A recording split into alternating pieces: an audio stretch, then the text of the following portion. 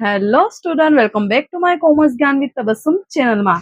તો વિદ્યાર્થી મિત્રો, આજનું મારું ટોપિક છે ધંધાકીય જોખમો એટલે શું અને તેના કયા કયા પ્રકારો છે, એના વિશે આપણે અભ્યાસ કરીશું.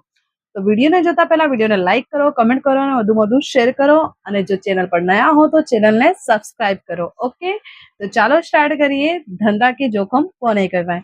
તો વિદ્યાર્થી મિત્રો, તમને ખબર જ છે કે જોખમ એટલે શું. ધંધામાં જે નુકસાન થાય છે એને જ શું કહેવાય? જોખમ. જેમ કે ટેકનોલોજીમાં પરિવર્તન થવાથી વસ્તુ બજારમાં વેચાતી બંધ થઈ જાય તો ધંધાને શું થાય? ઓટોમેટિક નુકસાન થાય. તો આને જ શું કહેવાય છે? ધંધાકીય જોખમો.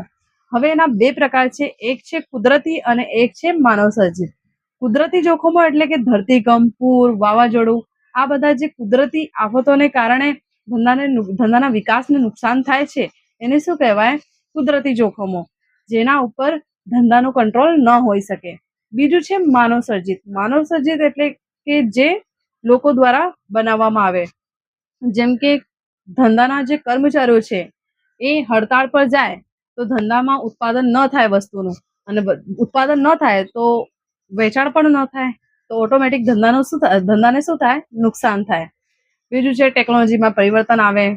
ધંધાની ગ્રાહકોની માંગ, રુચિ બધી બદલાય તો વસ્તુમાં પણ ચેન્જ કરવું પડે, તો એ બધાના કારણે શું થાય? ધંધામાં નુકસાન થાય. તો એને શું કહેવાય?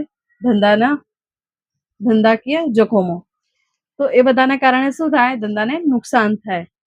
હવે માનવ સર્જિતમાં ધંધાનો અંકુશ હોય છે, એટલે કે કર્મચારીની જે માંગ હોય એને આપણે પૂરી કરી દઈએ તો કર્મચારી હડતાળ બંધ કરીને કામ પર પાછો ફરી શકે છે. ટેકનોલોજીમાં જે પરિવર્તન થયું છે એના વિશે આપણે એનાલિસિસ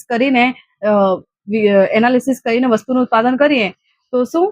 વસ્તુ બજારમાં વેચાતી થઈ જાય. ગ્રાહકોની રુચિ શું છે એ વિશે પણ આપણે એનાલિસિસ કરીએ તો એને અકોર્ડિંગ વસ્તુનું ઉત્પાદન કરીએ તો વસ્તુનું વેચાણ પોસિબલ છે. તો માનવ સર્જિત જોખમો પણ ધંધાનો અંકુશ હોય છે, એટલે કે કંટ્રોલ કરી શકે છે અને વેચાણ વધારી શકે છે. ઓકે, તો આ છે ધંધાકીય જોખમો. આશા છે તમને બધું સમજાઈ રહ્યો છે. ઓકે, તો કમેન્ટમાં જણાવજો જરૂર કે કેવી લાગી રહી છે વિડીયો અને તમને સમજણ પડી રહી છે કે નહીં. ઓકે, તો ફરી મળીશું. Bye bye.